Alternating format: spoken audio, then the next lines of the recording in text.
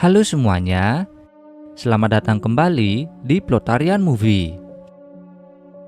Film yang kali ini akan saya ceritakan berjudul Ouija, yang dirilis pertama kali di Amerika pada tahun 2014. Kisahnya bermula saat Debbie, sahabat dari Lane, meninggal dunia setelah bermain papan Ouija. Dengan banyaknya kejanggalan yang Debbie tinggalkan sebelum kepergiannya, membuat Lane berniat menggunakan papan Ouija yang sama untuk berkomunikasi dengan sang sahabat.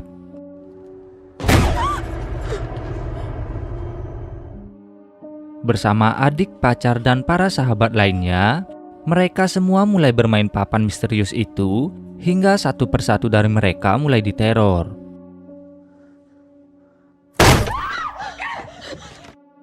Sebelum mulai bercerita lebih jauh, tak lupa saya ingatkan kembali kalau konten ini mengandung spoiler.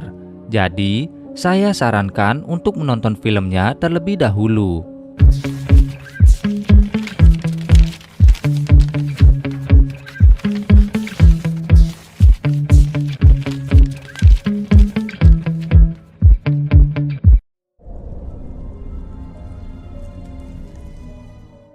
Scene awal memperlihatkan Debbie yang sendirian di rumah, sedang memainkan papan Ouija sambil mengenang masa kecilnya bersama Lane yang saat itu juga bermain papan Ouija.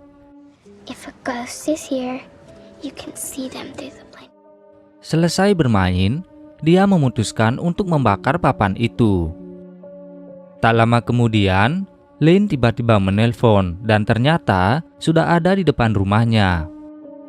Entah mengapa, Debbie tak mengizinkan Lane masuk ke rumahnya dengan berbagai alasan. And I'm just being dramatic, and everything is fine. Dan setelah sedikit mengobrol, Debbie pun berjanji akan menemui Lane besok pagi saja. Ketika kembali ke kamarnya, dia melihat kembali papan Ouija yang seharusnya sudah dia bakar.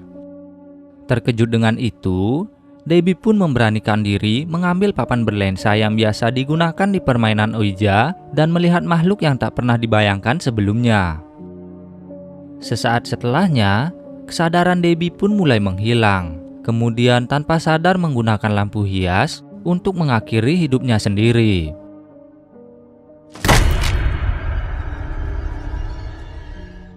Keesokan harinya, saat Lane bersama Isabel dan Trevor mengobrol di sebuah kafe, dia mendapat sebuah pesan dari sang ayah yang menyuruh Lane agar cepat pulang. Saat berada di rumah, adik Lane yang bernama Sarah langsung memberitahu kabar tentang Debbie. I don't want to sit down. Someone tell me what's going on. It's about Debbie. Singkat cerita, Debbie pun dimakamkan. Di rumah duka, kekasih Debbie yang bernama Pete juga datang ke sana. Mereka semua tampak sangat terpukul dengan apa yang telah menimpa Debbie.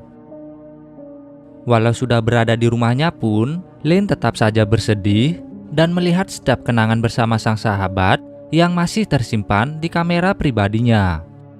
Keesokan hari, orang tua Debbie meminta Lane untuk mengurus rumah mereka. Karena setelah kejadian yang menimpa sang anak, mereka seperti tak mau tinggal di sana lagi. Lalu saat memeriksa kamar Debbie, Lane dan Trevor menemukan sebuah papan Ouija. Sambil mengenang sang sahabat, Lane menyayangkan bagaimana dia tak berada di sisi Debbie saat kejadian. Di kampus, dia juga bertemu dengan Pete dan menanyainya tentang keanehan pada Debbie. Pete hanya menjelaskan kalau beberapa hari sebelum kejadian, Debbie mulai bertingkah aneh dan marah-marah tanpa alasan yang jelas. Lalu saat Pete ingin mencarinya ke rumah, Debbie malah melarangnya masuk, sama seperti yang Lane alami.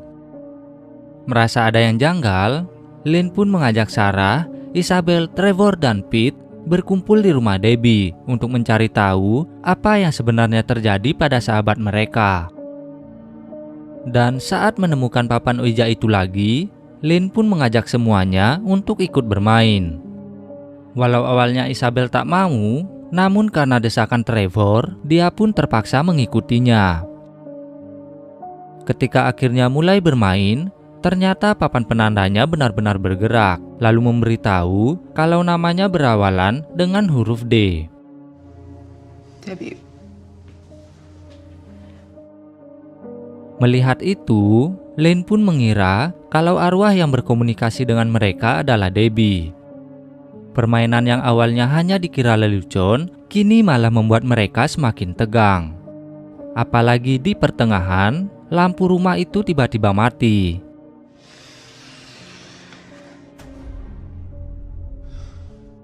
Saat ingin memeriksa, Lane dan Trevor melihat kalau kompor dapur tiba-tiba menyala sendiri. Bersamaan dengan itu, tangan Pete juga terluka akibat ada sesuatu yang mendorongnya ke cermin. Oh my God. Karena beberapa kejadian aneh itu, mereka pun memutuskan untuk bergegas pergi dari sana. Di hari berikutnya, satu persatu dari mereka pun mulai diteror. Dimulai dari Trevor yang pulang menggunakan sepedanya, merasa kalau ada seseorang yang terus mengikuti.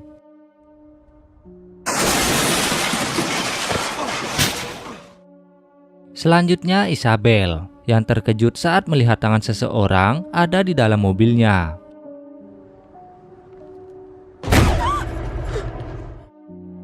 Lalu Pete, yang melihat kalau mejanya tiba-tiba terukir sebuah pesan. Terakhir, Lane dan Sarah juga tak luput dari teror. Dan mereka semua ternyata mendapat pesan sapaan yang sama yang bertuliskan, "Hai kawan." Berlanjut ke keesokan harinya, mereka semua berjalan bersama kecuali Isabel. Pete mengatakan kalau Isabel benar-benar ketakutan sampai dia tak mau keluar dari rumahnya. Menurut Lane, Debbie ingin berkomunikasi dengan mereka, dan jika ingin tahu mengapa, mereka harus bermain Ouija lagi dan menanyakannya langsung pada Debbie. Malamnya, mereka berlima pun berkumpul lalu memainkan Ouija lagi. Karena merasa arwah yang berkomunikasi adalah Debbie, jadi Lane menanyai tentang alasan Debbie mengakhiri hidupnya.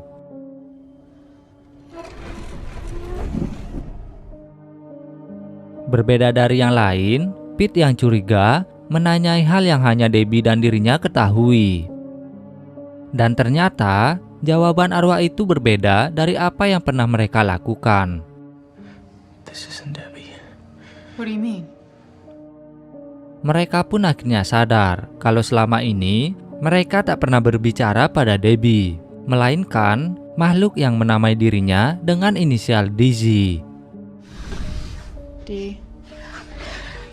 C. Saat Lane ingin melihat lewat papan kaca, dia benar-benar melihat seorang perempuan dengan mulut yang terjahit. Situasinya semakin tegang saat Dizzy menyuruh mereka untuk lari dari sana karena ibunya akan segera datang. Belum sempat berpikir, sosok yang disebut sebagai ibu pun tiba-tiba datang dan berhasil membuat semuanya benar-benar ketakutan.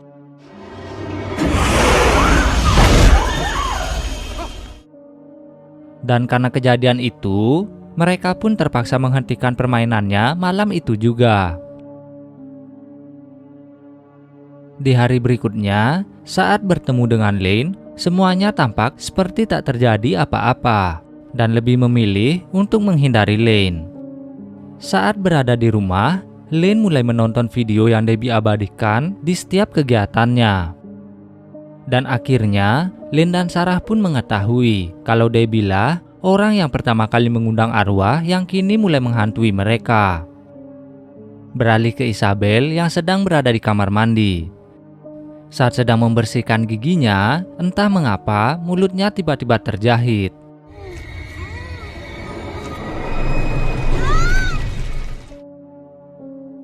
Dan di tengah kepanikan itu, dia mulai tak sadarkan diri, lalu melayang dan terjatuh hingga kepalanya membentur wastafel.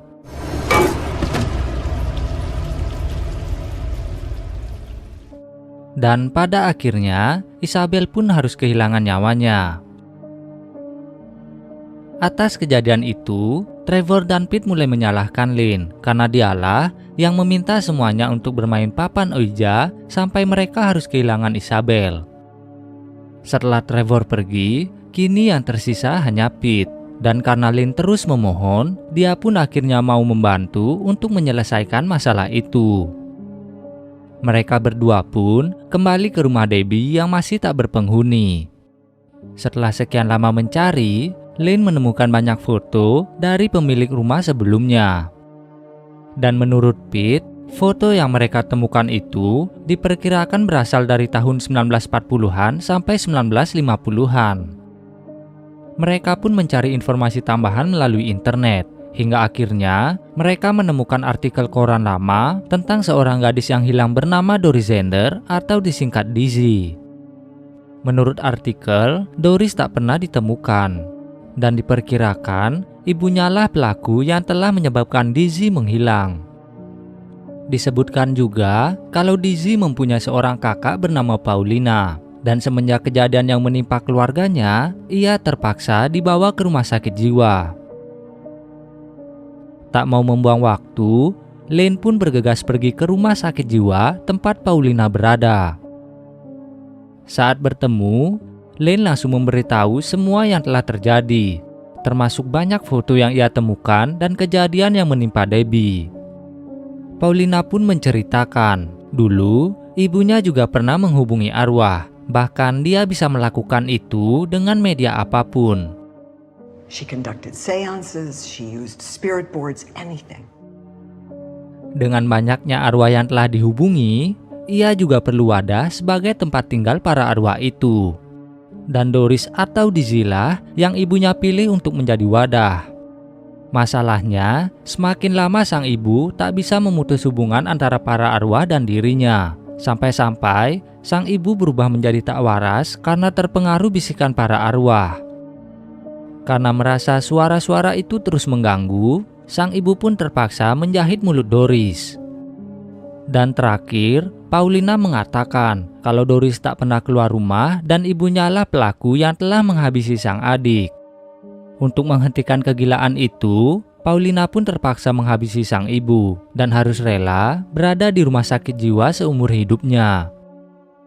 Di akhir pembicaraan, Paulina baru sadar kalau Lynn telah memainkan papan Ouija itu dan bertemu dengan Doris dan sang ibu.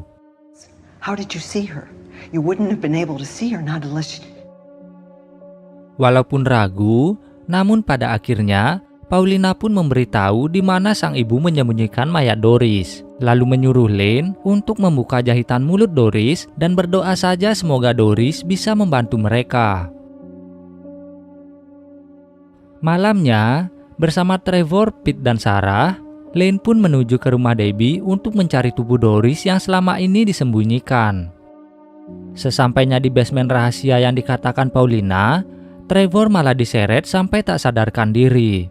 Di sisi lain, Pete yang melihat kejadian itu langsung berlari untuk menolong Trevor. Beralih ke Lynn dan Sarah. Mereka tetap melanjutkan misinya sampai akhirnya Lynn berhasil menemukan tubuh Doris yang ditutup kain. Tak lama kemudian, arwah ibu Doris juga muncul lalu berusaha untuk menghentikan Lynn.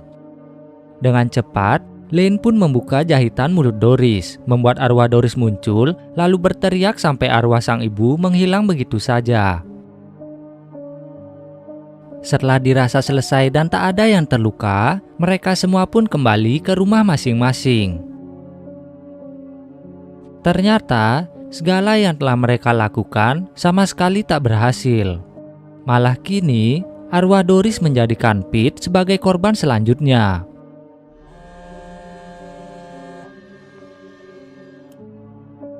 Beberapa saat kemudian, Trevor menghubungi Lynn dan mengatakan kalau telah terjadi sesuatu pada Pete. Keesokan harinya, Lynn kembali menemui Paulina dan mengatakan kalau dia telah melakukan semua yang Paulina minta. Mendengar itu, Paulina malah tersenyum dan tampak begitu senang.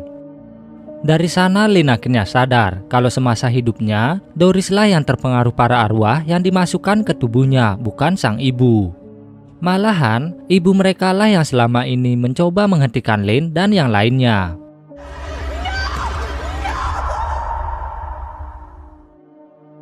Setelah mengetahui nyawa mereka dalam bahaya, malamnya Lynn kembali mengajak Trevor dan Sarah untuk datang ke rumah Debbie.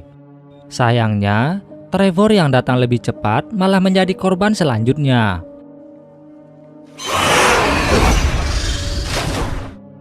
Dia diceburkan ke kolam renang, membuatnya kehabisan udara dan kehilangan nyawanya di sana. Beralih ke Lynn dan Sarah. Mereka yang baru saja tiba langsung disambut teror dari arwah yang menyerupai Trevor. Dan ketika didekati, arwah itu langsung menghilang begitu saja. Tak mau berlama-lama di sana, mereka berdua langsung pergi ke basement. Setelah sampai, Sarah malah terseret masuk ke ruang rahasia tempat tubuh Doris berada. Sebelum terjadi sesuatu pada adiknya, Lynn pun terpaksa memainkan papan Ouija untuk menarik arwah Doris agar ikut bermain bersamanya. Namun kini, malah nyawanya lah yang sedang dalam bahaya.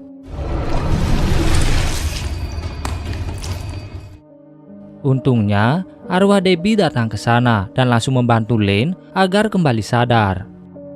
Beralih ke Sarah.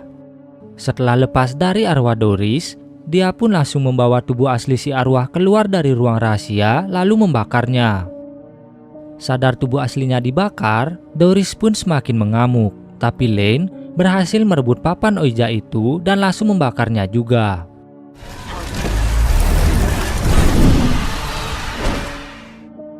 Setelah itu, arwah Doris pun menghilang begitu saja bersamaan dengan terbakar habisnya tubuh dan papan Ouija terkutuk itu. Di akhir cerita, setelah berada di rumah, Sarah mendatangi Lynn. Lalu mereka sedikit membicarakan tentang Doris yang harus menjadi korban dari para arwah jahat yang berhasil menguasai tubuhnya. Dan setelah Sarah pergi, Lynn kembali melihat papan penunjuk yang seharusnya ikut dia bakar saat melawan arwah Doris.